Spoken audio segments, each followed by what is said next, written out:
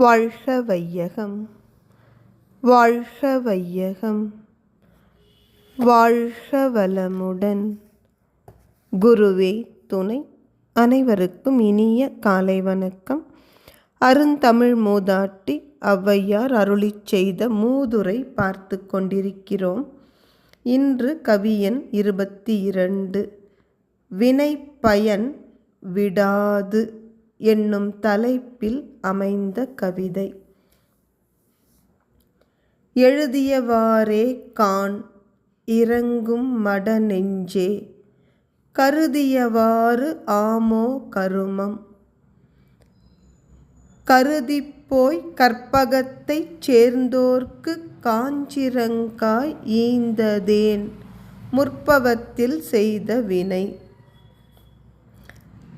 இந்த கவிதையில் கொஞ்சம் மிஸ்டேக்ஸ் இருக்குது. கருதியவாறு யா வரணும், அங்கே கொஞ்சம் பிரிண்டிங் விடுபட்டிருக்கு.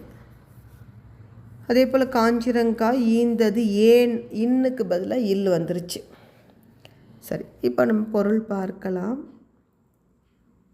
நம்முடைய மட நெஞ்சே என்கிறார் ஔவை. முட்டாள் மனசு தானே நம்முடையது. அது எப்பொழுதும் வருத்தப்படுகிறது. ஏன் உண்மை தெரியலை. நம்ம தலையில் என்ன எழுதியிருக்கோ அதன்படி நடக்கும். இதில் என்ன ஒரு வேடிக்கைன்னா, நம்ம பொதுவாக இந்த தலை எழுத்து பிரம்ம லிபி, படைப்பு கடவுள் பிரம்மதேவன் எழுதினார் அதுபடி தான் நடக்கும். அப்படி அல்ல. தலைப்புலேயே சொல்லிட்டாங்க, வினை பயன். நம்ம என்ன செய்தோமோ அந்த செயலுக்கான விளைவு, அதுதான் எழுதின எழுத்து. நாம் தான் எழுதியிருக்கோம் இந்த எழுத்தை. அப்போ அதை மாற்றணும்னா நம்ம இப்போலேருந்து எழுதுறத நல்லதாக எழுதிக்கிட்டே வரணும். அப்போது இந்த முட்டாள் மனசே, நீ எப்பவும் கவலைப்படுறத கொஞ்சம் விடு. என்ன காரணம்? நீ நினைக்கிற மாதிரியெல்லாம் உலகத்தில் விஷயம் நடக்காது. ஏன்னா நீ என்ன நினச்ச, கற்பக மரம் அது கேட்பவர்க்கு கேட்டதை தரும். அந்த கற்பக தருக்கிட்ட போய் உட்கார்ந்துட்டு நீ உயர்ந்த விஷயம் தானே கிடைக்கும் அப்படின்னு நினச்சி போனேன். ஆனால் உனக்கு என்ன கிடைச்சது? கசக்கிற காஞ்சிரங்காய். அது கற்பகத்தரு தான், உயர்ந்த கற்பக கனியை கொடுக்க வல்லது. ஆனால் நமக்கு ஏன் அது காஞ்சிரங்காய் கொடுத்தது என்றால், முற்பவத்தில் செய்த வினை. பவம்னா பிறவி. நம்ம இந்த பிறவியில் என்ன செய்தோங்கிறது தான் பிராரப்த கர்மம்னு சொல்லுவோம். பிறந்தது முதல் இன்று வரை செய்தது. ஆனால் பிறக்கும் பொழுதே ஒரு கர்மா இருக்குது நம்ம ஒவ்வொருவருக்கும். அது அம்மா அப்பா கிட்டேருந்து வந்தது. அதற்கு சஞ்சித கர்மம் என்று பெயர். அந்த மூட்டையில் என்ன இருக்குன்னு யாருக்கும் தெரியாது.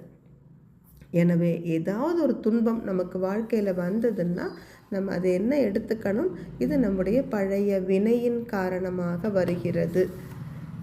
இனி நாம் நல்லது செய்வோம். இதை கொஞ்சம் ஏற்றுக்கொண்டால் துன்பம் குறையும். இல்லைன்னா ஏன் எனக்கு மட்டும் இப்படி வந்துச்சு, நான் நல்லது தானே செய்கிறேன் என்று சிந்தித்தால் இருக்கிற பிரச்சனையோடு இன்னும் கொஞ்சம் பிரச்சனை அதிகமாகும். அதனால் எப்பொழுது ஒரு துன்பம் வந்தாலும் அதை ஏற்றுக்கொண்டு தான் ஆக வேண்டும். வீணாக வருந்தி பயனில்லை.